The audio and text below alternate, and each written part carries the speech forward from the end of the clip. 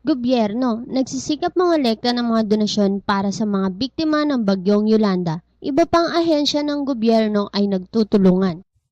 Ika-13 ng Nobyembre taong 2013, DSWD nakapagpadala ng mahigit 100,000 balot ng mga pagkain at bigas sa iba't ibang lugar ng Samar at Leyte. Tulong Dasmariñeños, nakakolekta ng daang-daang sako ng mga donasyon sa Cavite. Aming nakapanayam si Ginoong Ching Fontanilla, President of Knight of Columbus, La Immaculada Concepcion, Council Number 8451. Ito yung city. Tinap niya lang ang Paris Priest.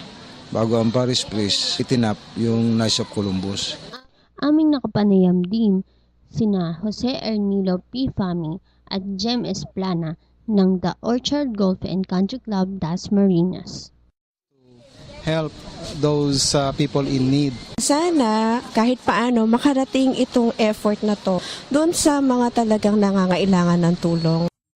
Para naman sa mga gustong tumulong, tumawag lamang sa DSWD Trunk Lines 632-931-8101 at sa Tulong Dasmariñeños 0949-8685-054.